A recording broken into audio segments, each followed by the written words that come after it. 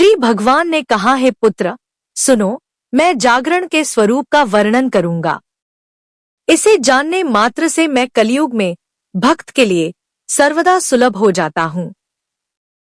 एकादशी के दिन जागरण करने के लिए की 26 विशेषताएं हैं।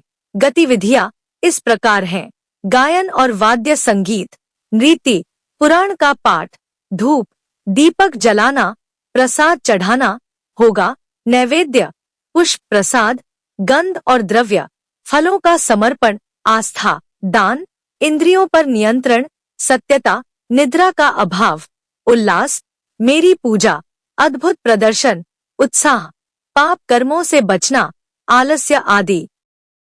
परिक्रमा, साष्टांग भगवान के सामने अत्यधिक प्रसन्न मन से नीराजन का संस्कार और हे अत्यंत भाग्यशाली भक्त को हर 3 घंटे के बाद भक्तिपूर्ण भजनों के साथ रोशनी लहराते हुए आरती करनी चाहिए। जो मनुष्य इन 26 लक्षणों के साथ भक्तिपूर्वक जागरण करता है, उसका पृथ्वी पर पुनर्जन्म नहीं होता है। जो धन खर्च करने में अधिक कंजूसी न करके श्रद्धापूर्वक ऐसा करता है, जो बड़ी श्रद्धा से जागरण का अनुष्ठान करता है, वह मुझ में लीन हो जाता है। जो लोग मेरे दिन अर्थात एकादशी के समय सोते हैं, उन्हें कलयुग का सर्प डस लेता है। वे जागरण नहीं करते क्योंकि वे माया के फंदे से भ्रमित और बंधे हुए हैं। कलयुग में जो लोग जागरण के बिना एकादशी का व्रत करते हैं, वे नष्ट हो जाते हैं। इसमें कोई संदेह नहीं है, क्योंकि जीवन क्षणभंगुर है। जो पापी मेरा जागरण नहीं करते, वो मेरे वक्ष पर पैर रखने के समान है। द्वितीय, यदि पुराणों का कोई व्याख्याता नहीं है, तो भक्त को संगीत और नृत्य कार्यक्रम का आयोजन करना चाहिए। हे देवाधिदेव, यदि कोई व्याख्याता है तो उसे प्रारंभ में ही पुराण पढ़ना चाहिए। हे मेरे पुत्र, यदि मेरा जागरण किया जाए तो भक्त को 1000 अश्वयज्ञों और 100 वाजपेय यज्ञों का करोड़ गुना फल प्राप्त होता है। यदि मेरा जागरण किया जाता है तो भक्त अपने पिता, माता और पत्नी के परिवारों में पीढ़ियों का उद्धार करता है। हे सम्मान के दाता, यदि व्रत के दिन जब जागरण आरंभ हो तो उस समय कोई विघ्न आए तो मैं उस स्थान को शापित जान उसे छोड़कर चला जाऊंगा। यदि लोग मुझसे संबंधित दिन पर बिना किसी अन्य तिथि के जागरण करते हैं, तो मैं खुशी से उनके बीच नृत्य करता हूँ। भक्त जितने दिन मेरी उपस्थिति में जागरण करता है, उतने दिन वह मेरे निवास में 10,000 युग तक रहता है। एकादशी के दिन जागरण के बिना गया में चावल के पिंड अर्पित करने या तीर्थों पर जाने या कई यज्ञ करने से पितरों को मुक्ति नहीं मिलती है। यदि कोई मनुष्य जागरण करते समय पुष्पों से मेरी पूजा करता है, तो उसे प्रत्येक पुष्प के बदले अश्वयज्ञ का फल प्राप्त होता है।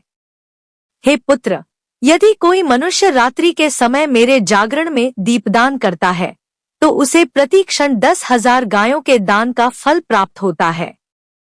यदि जागरण के दौरान कोई नैवेद्य के रूप में नैवेद्य के योग्य भोजन अर्पित करता है, तो उसे धान के पहाड़ से उत्पन्न होने वाला पुण्य प्राप्त होता है।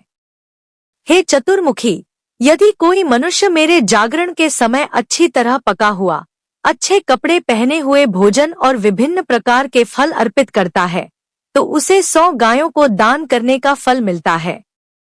यदि मेरा भक्त मेरे जागरण के दिन कपूर के साथ पान का बीड़ा भी देगा, तो वह 7 महाद्वीपों वाली पृथ्वी का अधिपति बन जाएगा। हे देवों के देव, वह व्यक्ति जो मेरे जागरण के दौरान फूलों का मंडप बनाता है, हवाई रथ पुष्पक में मेरे संसार में क्रीड़ा करता है।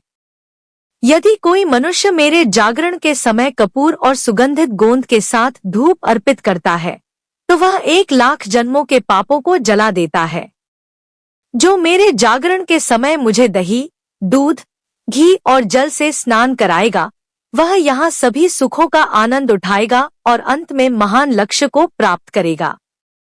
जो दिव्य वस्त्र और विभिन्न प्रकार के फल चढ़ाता है, वह पोशाक में धागों की संख्या के आधार पर लंबे समय तक स्वर्ग में रहता है। जो मुझे सोने के आभूषण और बहुमूल्य रत्न अर्पित करता है, वह 7 कल्प तक मेरी गोद में रहता है। वह मेरा पसंदीदा है। यदि रात्रि में जागरण के समय भक्त मुझे घी का दीपक अर्पित करता है, विशेष रूप से गाय के दूध से निकाला हुआ घी, और उसे जलाता है, तो उसे हर पल आंख झपकाते हुए देने का लाभ प्राप्त होता है। दूर 10,000 गायें। हे चतुर्मुखी, यदि भक्त मेरे जागरण के दौरान कपूर के साथ एक दीपक जलाता है और नीराजन संस्कार करता है, तो उसे एक गहरे रंग की गाय दान करने का लाभ मिलता है।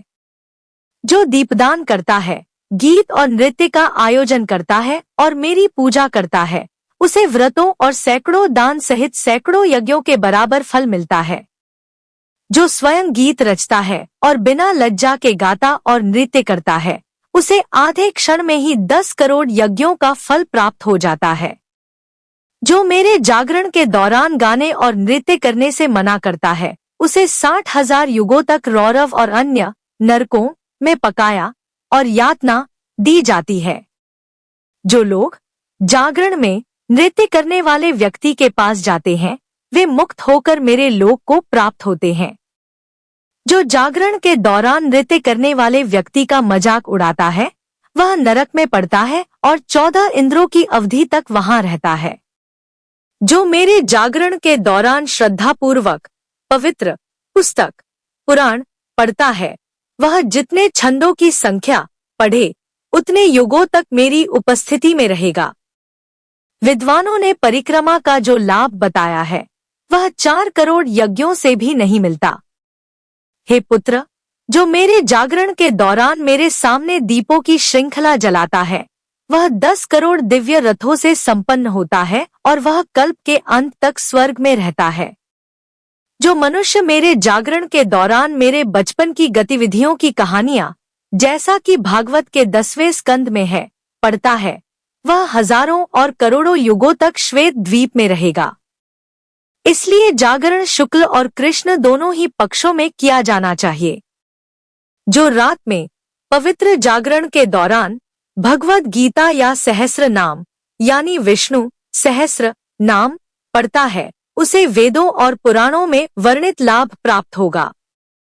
हे मेरे पुत्र, जो मेरे जागरण के दौरान गाय का दान करता है, उसे संपूर्ण पृथ्वी 7 महाद्वीपों सहित दान करने का लाभ मिलता है।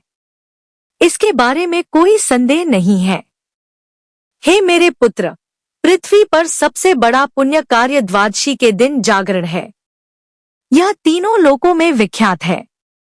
जो लोग मानसिक, मौखिक और शारीरिक रूप से जागरण का पालन करते हैं, वे मेरी दुनिया से कभी नहीं लौटते। जो लोगों को पालन करने के लिए प्रेरित करता है और स्वयं रात्रि में जागरण करता है, वह सम्राट पद प्राप्त करता है। हे पुत्र, मैंने जो कहा है वह सत्य है। जो लोग रात में जागरण करते थे, उन्हें ककुत्स्थ अपनी क्षमता के अनुसार दान देकर सम्मानित करते थे।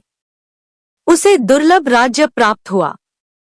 ब्राह्मण गायक, जो वाद्ययंत्र बजाते हैं और जो नृत्य करते हैं, वे नर्तकियों के साथ मेरे शाश्वत लोक में जाते हैं। हे श्रेष्ठ मुनि, दुष्ट और दुष्ट योनियों से जन्मे सभी लोगों में से लाभ की इच्छा रखने वाले लोगों ने जागरण का पालन करके पृथ्वी का आधिपत्य प्राप्त किया। यहाँ तक कि चांडाल और अन्य जो इच्छाओं से मुक्त थे, उन्होंने जागरण के माध्यम से मोक्ष प्राप्त किया। मेरे जागरण को देखने वालों में कोई जाति भेद नहीं है। कलयुग में ध्यान पवित्र करने वाला नहीं है। कलयुग में जागरण पुण्यवर्धक है। जब द्वादशी का दिन आता है, तो जो लोग जागरण करते हैं, वे निस्संदेह कलयुग में धन्य होते हैं। उन्होंने अपना कर्तव्य पूरा कर लिया है। इस मनुष्य लोक में किसी भी मनुष्य को द्वादशी के व्रत से विमुख नहीं होना चाहिए, अन्यथा वह निश्चित रूप से अतीत और भविष्य अपने परिवार की पीढ़ियों को नरक में गिराएगा। यदि बहुत बेटे उत्पन्न हो तो क्या लाभ? ऐसे पुत्र का होना उत्तम है जो अच्छे गुणों से संपन्न हो और द्वादशी के दिन जागरण के माध्यम से सभी पितरों का उद्धार कर दे।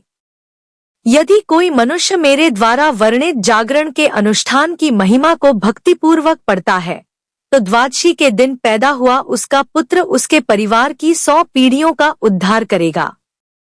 हे पुत्र, यदि जागरण अनुष्ठान का पालन किया जाता है तो निषिद्ध महिलाओं के साथ शारीरिक रूप से संपर्क करने का पाप और निषिद्ध भोजन खाने का पाप नष्ट हो जाता है। यदि द्वादशी के दिन रात में जागरण का अनुष्ठान किया जाता है तो अनजाने में किया गया पाप, जानबूझकर किया गया पाप, पिछले जन्म में अर्जित पाप और इस जन्म में अर्जित पाप, ये सभी नष्ट हो जाते हैं। उसके कार्य साकार हो जाते हैं, उसके द्वारा सोची गई हर चीज पूरी हो जाती है। द्वादशी के दिन केवल जागरण से ही मनुष्यों को मोक्ष की प्राप्ति होती है। द्वादशी के माध्यम से जो लाभ प्राप्त होता है वह कलयुग में कुरुक्षेत्र या प्रयाग में रहने वाले लोगों को प्राप्त नहीं होता है। वहां रहने वाले पुरुषों में यह महानता नहीं होती।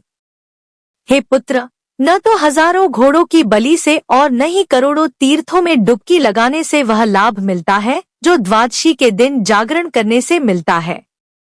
जो द्वादशी के महात्म्य को पढ़ता या सुनता है उसे शाश्वत स्थान की प्राप्ति होती है। वह सभी पापों से मुक्त और शुद्ध हो जाएगा। सभी दुष्ट ग्रह उसके प्रति सदैव दयालु हो जाते हैं। उसे अपनी संतान से कभी वियोग नहीं होगा। द्वादशी इसका कारण है। जो सदैव मेरी महिमा में रुचि रखता है उसका कभी कोई अनर्थ नहीं होता। युद्ध में और राज परिवार में वह सदैव विजयी रहेगा। उसका मन सदैव पुण्य की ओर प्रवृत्त रहेगा। मेरे प्रति उसकी भक्ति अशुद्धियों से रहित होगी। द्वादशी की भक्ति के फलस्वरूप उस मनुष्य पर कोई भी पाप प्रभाव नहीं डालेगा। यदि वह जागरण करता है तो वह कभी भी भूत नहीं बनेगा। जो व्यक्ति एकादशी के बिना है उसे अगली दुनिया में कभी भी अच्छी स्थिति नहीं मिलेगी। इसलिए हर प्रयास के साथ कलयुग में उस दिन का पालन करना होगा। यह लेख स्कंद पुराण के वैष्णव खंड के अंतर्गत है।